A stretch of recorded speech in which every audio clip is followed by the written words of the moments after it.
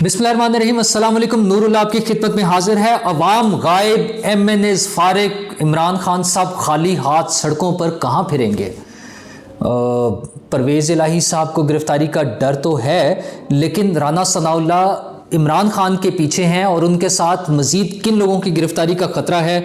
और दूसरी तरफ फवाद चौधरी धमकियां दे रहे हैं और मरियम बीबी वापस तो आ रही हैं, लेकिन उनके लिए सब अच्छा नहीं है। उनके लिए बड़े चैलेंजेस होंगे। वो चैलेंजेस क्या हैं, अभी आपके साथ मैं ये बात करूंगा। सबसे पहले इमरान खान साहब, उन्होंने कल एहतजाज की कॉल दी हुई थी कि इलेक्शन कमीशन के सामने हमने एहतजाज करना है, और किया। वहाँ लोग पहुँचे, लेकिन लोग उस तरह से नहीं आए जैसे इमरान खान साहब एक्सपेक्ट कर रहे थे। उनकी उम्मीदें थी कि वहाँ रश लग जाएगा, लोगों के जमे गफीर होगा और पता नहीं क्या इनकलाब आ जाएगा। कुछ भी नहीं हुआ। इतने कम लोग थे कि खुद इमरान खान साहब परेशान थे और उन्होंने कुछ ज़राए के मुताबिक हमाद अजहर की क्लास कर दी कि यार तुम यही कह देते कि मैंने खिताब करना है ऑनलाइन, तो कम से कम लोग तो आ जाते, और लोग नहीं आए। खान साहब के लिए बड़ा अलार्म है। उनके लिए मतलब वो उन्हें सोचना चाहिए कि ये रोज़ाना की ये ड्रामेबाजियाँ नहीं चलेंगी, कितनी देर चलेंगी। दूसरी तरफ उनके MNA सारे के सारे फारिग हो गए। जो 45 बचे थे, उनमें से 43 के रेजिग्नेशन स्पीकर कौमी असम्बली ने एक्सेप्ट कर लिए हैं, मंजूर करके उनका नोटिफाई कर दिया है। और अब असम्बली में सिर्फ उनके 2 लोग बचे हैं जो उनके साथ नहीं है, और बाकी सब फारिग, छुट्टी, सड़क पर आ गए हैं। खान साहब खाली हाथ हैं। उनका जो ख्याल था और उनके जो चाहने वाले थे और उनके जो सपोर्टर्स, स्पेशली कुछ सहाफ़ी थे जो बड़ी बड़के मारते थे कि खान ने छक्का मार दिया है। ये जो इस्तीफे दिए हैं, ऐलान किया इस्तीफे देने का, हुकूमत को मुश्किल में डाल दिया। हुकूमत को समझ नहीं आ रही है क्या करना। हुकूमत को तो समझ आ रही है, खान साहब को समझ नहीं आ रही। कल वो तरले मिनते करते रहे कि हमारे इस्तीफे रोक लें। कल सुबह उनके 8 लोग सुप्रीम कोर्ट पहुंच गए कि हमने चीफ जस्टिस से मिलना है ताकि हमारे इस्तीफे रुक जाएं किसी तरह। पहले तो उन्हें बेचारों को अंदर ही नहीं जाने दिया, फिर बाद में बहरहाल उनकी चीफ जस्टिस से मुलाकात नहीं हो सकी है, वो इस्तीफों वाला काम हो गया है। अब इमरान खान साहब अपनी पूरी पार्टी समेत असम्बली से बाहर है। अच्छा, वो खुद तो चूंकि इलेक्शन जीते हैं, उनका एक जब वो नोटिफिकेशन होगा प्रॉब्ली शायद उसमें वो आ जाएंगे। 7 सीटों से जीते थे इलेक्शन, तो बाकी अब वो अकेले वहाँ खड़े होके जो बजाना है बजा लें, जो झंडे लहराने हैं लहरा लें। अब उनके बस में कुछ नहीं रहा। मतलब ये कि उन्हें एहसास ही नहीं था कि वो कितना गलत खेल रहे हैं। सियासत के मुताबिक करनी चाहिए ना। वो जिस एंगल से चल रहे थे, उनका ख्याल ये था कि वो अकेले खेलेंगे और सबको आउट कर देंगे। अच्छा, सब तो मौजूद है असम्बली में, खान साहब आउट हो गए। दोनों असम्बलियाँ, सूबाई असम्बलियाँ गई उनकी, वहाँ पे हुकूमतें कायम हो गई हैं, निगरान।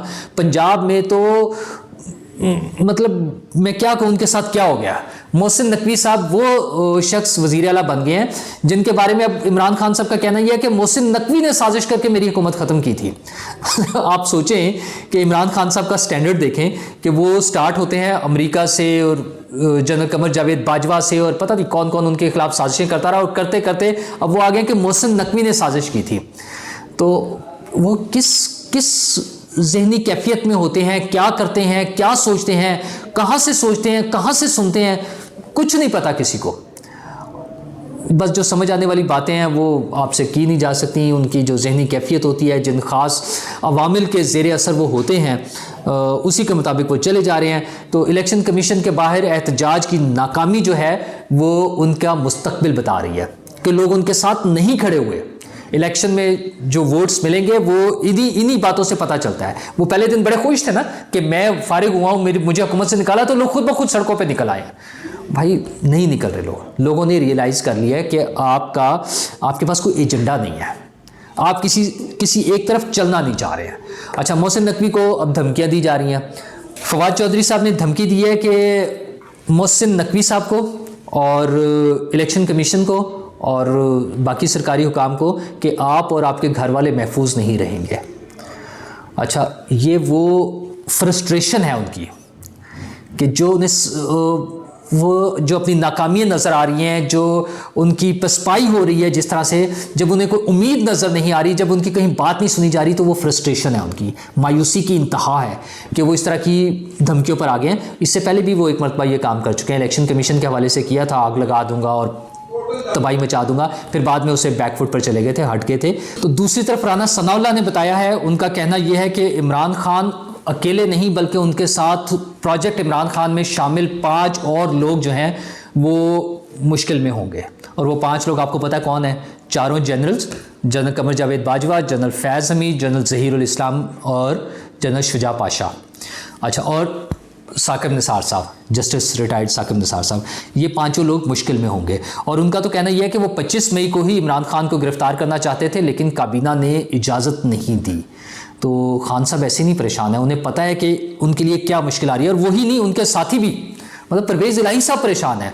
उनकी कल इमरान खान साहब से मुलाकात भी हुई है। वैसे तो वो कह रहे हैं कि कानूनी निकात पर उन्होंने तबादला ख्याल किया असम्बली तोड़ने के बाद और ये सारी चीज़ें, लेकिन असल में वो अपनी गिरफ्तारी से डर रहे हैं। जो नो फ्लाई लिस्ट में नाम उनके और उनकी फैमिली के लोगों के हैं, तो उस पर उनको परेशानी है। और मुनस के 3 दोस्तों को जिन्हें नैब ने नोटिस दिए हुए हैं, जिनमें एक नायब कासिद हैं, एक खातून है पंजाब असम्बली की, वो भी वहाँ पे मुलाजिम है, और एक और उनके और दोस्त हैं। तो इन सबको जो नोटिस किए हुए हैं वो उनकी फैमिली के लिए परेशानी का बाइस है। इसी वजह से मुनस इलाही वापस नहीं आ रहे हैं, उनके लिए भी परेशानी है। तो ये इस जगह पर फंसे हुए हैं। तो दूसरा, राना साहब डटे हुए हैं कि मैं तो कार्रवाई डाल दूंगा। तो यही वो परेशानी है जिसकी वजह से परवेज़ इलाही उन्हें कहते थे कि आप असम्बली ना तोड़े, अभी वफाकी हुकूमत तो कायम है। पंजाब में मोहसिन नकवी साहब आ गए हैं। तो इमरान खान साहब और उनके साथियों के लिए परेशानी का वक्त शुरू हो गया है। और फिर इस दौरान में जो परवेज़ इलाही साहब ने जो स्पेंडिंग की है, जो कहते हैं मैंने 300-400 अरब के प्रोजेक्ट्स लॉन्च कर दिए, लोगों को पैसे दे दिए, अपने MNAs को, MPs को जो ग्रांट्स मिलनी थी डेवलपमेंट वर्क के नाम पर, वो सारे पैसे उनको हैंड ओवर कर दिए फौरी के फौरी। मतलब ये भी नहीं कि फेज वाइज जो काम होगा वैसे दिए जाएंगे। वो उन्होंने कहा ले जी पैसे लें, ऐश करें, क्योंकि उन्हें पता था कि किसी भी दिन छुट्टी हो सकती है। तो उस सारे पैसों का भी ऑडिट होने जा रहा है। परवेज़ इलाही साहब की बहुत सारी चीज़ें सामने आएंगी, पैसा कैसे कैसे खाया गया। ये जो हमारा है लाहौर का मैप जो बन रहा था, उसके हवाले से आता है कि क्या नया इजाफा हो रहा था जो शेखुपुरा तक ले गए हैं लाहौर को। उसमें आता है कि मुनस इलाही साहब ने बड़ा कमाल दिखाया है। वो क्या क्या कमालात दिखाए हैं वो सामने आएंगे। तो ये सारी चीज़ें अगले चंद दिनों में हो जाएंगी। जो ही मोहसिन नकवी साहब की टीम मुकम्मल होगी, उनके मिनिस्टर सारे आ जाएंगे, तो उन्होंने काम शुरू कर देना है और ये सारी चीज़ें हमारे सामने होंगी।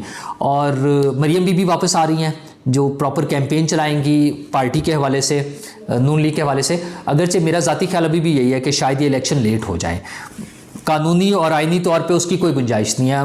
90 डेज़ और 60 डेज़ में कौमी असम्बली और सूबाई असम्बलियों के ये इलेक्शन होने हैं, लेकिन कुछ भी हो सकता है, यहाँ तो कुछ भी हो सकता है।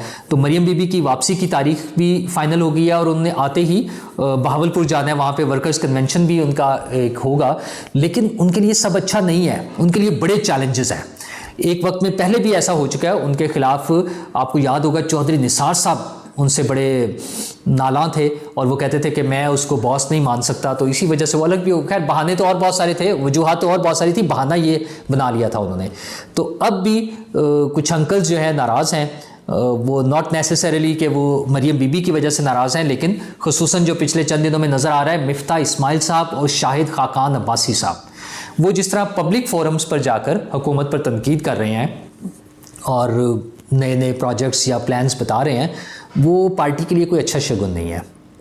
वैसे तो सियासत में है और जमहूरियत है, पार्टी में हर एक को अपना पॉइंट ऑफ व्यू रखने की इजाज़त होनी चाहिए, उसकी बात सुनी जानी चाहिए। लेकिन ये दोनों लोग पार्टी में बात करने की बजाय ये पब्लिक फोरम पे जाके एक नया प्लेटफॉर्म बना के करना चाह रहे हैं। उस हवाले से कुछ लोगों ने कोशिश भी की है। पार्टी के एक बड़े सीनियर रहनुमा से मेरी खुद बात हुई, आज मुलाकात हुई, कल उनसे मेरी मुलाकात हुई थी, तो जिसमें उन्होंने बताया कि वो बराह रास्त खुद मिले हैं इन दोनों साहिबान से, मिफ्ता इस्माइल साहब से और शाहिद खाकान अब्बासी साहब से, और उन्होंने उन्हें समझाने की कोशिश किया, लेकिन वो दोनों बात सुनने को तैयार नहीं है, ख़ास तौर पर मिफ्ता इस्माइल साहब। तो उन्हें बड़ा रंज है कि उनको पार्टी से, उनके ओहदे से गलत तरीके से हटाया गया। मतलब उन्हें हटाने पर कोई एतराज़ नहीं है, लेकिन उनका ख्याल यह है कि ये अच्छे तरीके से होना चाहिए। भारत इस तरह की प्रॉब्लम्स तो चलती हैं, पार्टीज़ में होती हैं, लेकिन ये मरियम बीबी के लिए बड़ा चैलेंज होगा कि वो तमाम सीनियर लोग जो किसी ना किसी वजह से नाराज़ हैं, उन सबको इकट्ठा करना है। वर्कर कन्वेंशन और ये सारी चीज़ें होंगी, वो बहुत अच्छी क्राउड पुलर है, उन्होंने पार्टी की तंजीमें नौ करनी है, वो सारी चीज़ें ठीक है। पार्टी का बड़ा फेस अब वही है, उन्होंने पार्टी को लेकर आगे चलना है नवाज शरीफ साहब के बाद। लेकिन उनका बड़ा चैलेंज ये होगा कि इन सब पार्टी के रहनुमाओं को, मियाँ साहब के करीबी दोस्तों को, पुराने लोगों को, सबको इकट्ठा करके लेके चलना है ताकि पार्टी एक बेहतर पोजीशन में हो। और पार्टी ने बयानिया क्या बनाना है वो भी एक बड़ा इंपॉर्टेंट इशू होगा कि अभी जो ख़ास तौर पर माशी हवाले से मामलात हैं वो बहुत अच्छे नहीं हैं। हुकूमत ने IMF की शराइत मान ली हैं, बिजली और पेट्रोल की कीमतें बढ़ाने की, लोगों पर बहुत बोझ पड़ेगा। मुझे तो नहीं समझ आती कि ये किस तरह से डाइजेस्ट कराएंगे। लोगों का जो सोर्स ऑफ इनकम है वो नहीं बढ़ रही है, लोगों की इनकम नहीं बढ़ रही है। अच्छा, अब आपकी इनकम बढ़ रही हो, उसके साथ साथ चीज़ों की प्राइसेस बढ़ती हैं, समझ आती है, चीज़ें मैनेजेबल हो सकती हैं। पिछले कई सालों से लोगों की इनकम नहीं बढ़ रही है, ख़ास तौर पे जो फिक्स्ड इनकम ग्रुप है उनकी तो इनकम बिल्कुल ही नहीं बढ़ रही है। और इन्फ्लेशन जिस हद तक जा रही है वो, अगर सरकारी मुलाजमीन की 5-10% बढ़ती भी है तनख्वाह, तो उस हवाले से वो मैच करना बड़ा मुश्किल है। और निजी इदारों में तो बहुत ही बुरा हाल है, उनकी तो तनख्वाहें बढ़ने का फ़िलहाल कोई नज़र नहीं आ रहा मामला। फैक्ट्रियाँ बंद हो रही हैं, मसाइल हो रहे हैं। अच्छा, पेट्रोल मिलना नहीं है, LCs खुल नहीं रही हैं। ओगरा ने कह दिया कि हमारे पास पेट्रोल और उसका मसाइल नहीं है, डीजल और पेट्रोल के, लेकिन PSO को अपनी LCs खुलवाने में प्रॉब्लम आ रही है। और प्रॉब्लम आ रही थी डॉलर की वजह से। खैर, कल उन्होंने फैसला कर लिया है कि उसको ओपन मार्केट के रेट पर ले आएंगे, तो इसका मतलब डॉलर जो है 255 के करीब कहीं चला जाएगा। तो बात फिर वही आ जाएगी कि महंगाई, चीज़ों की कीमतें ऊपर जाना। लोगों की ज़िंदगियों में आसानियां पैदा करने के लिए हुकूमत ने कोई ना कोई रास्ता ढूंढना है, ये उनकी जिम्मेदारी है। IMF से डील करनी है, दोस्त ममालिक से कैसे लोन लेने, ये सारा कुछ उन्होंने करना है। लेकिन अल्टीमेटली कुछ पब्लिक को रिलीफ भी तो देना है, कोई लोगों का भी तो ख्याल करना है। मैं इस एंगल से नहीं कह रहा कि वो उन्होंने वोट लेना है, वोट लेना तो हर पार्टी ने कोशिश करनी होती है ना यार। हुकूमत का फ़र्ज़ है, हुकूमत की जिम्मेदारी है कि वो लोगों के लिए कोई बेहतरी के काम करे जिसमें उनकी ज़िंदगियां आसान हो, ना कि उनकी ज़िंदगियां मज़ीद मुश्किल में फंसें।